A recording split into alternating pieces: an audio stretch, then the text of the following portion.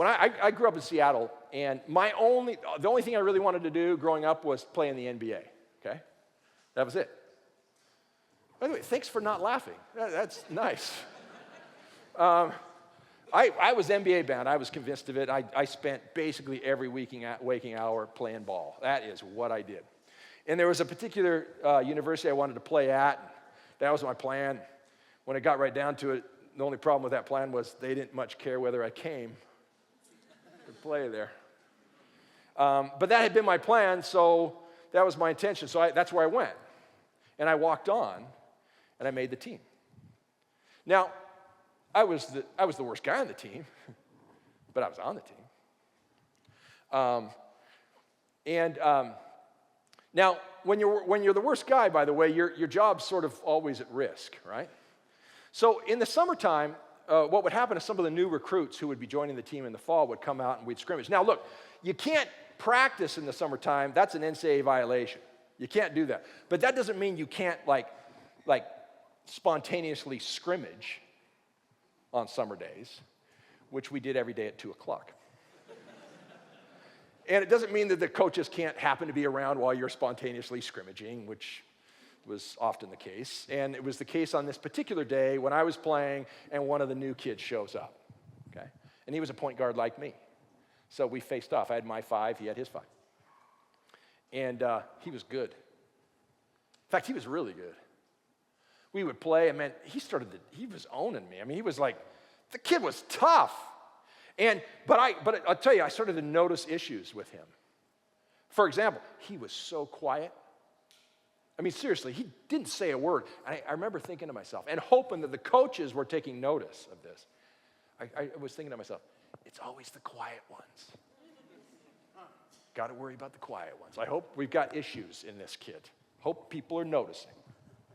And he would shoot. He had this shot, and he hit this funky shot. It was way off. It was low, off his right ear. And I'm like, this is Division I, buddy. That is not going to fly. Now, it would go in, but I'm like, come on. There's no way that lasts.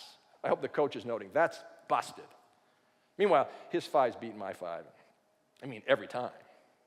So we're 2 hours, we finish up, and I mope my way home, and I'm thinking about this kid all night long. I get up the next morning. I don't enjoy my breakfast because of him. Okay? And I hope he's not going to ruin that day for me too. But he does. He comes again. We face off, same thing. And now I'm thinking, he's still quiet. That's still a problem. He's still got the ugliest shot. Okay, it goes in, but come on. I mean, that's not going to make it. And I'm thinking, I'm not an expert, but I think maybe drug issues here. Maybe so. Well, we get done with that one, and he's owned me the whole time again. And I moped my way off the court. This was at BYU, by the way. And Tom Knighting, I don't know if any of you remember the old center, Tom Knighting, 6'11" kid. His daughter played volleyball here recently there.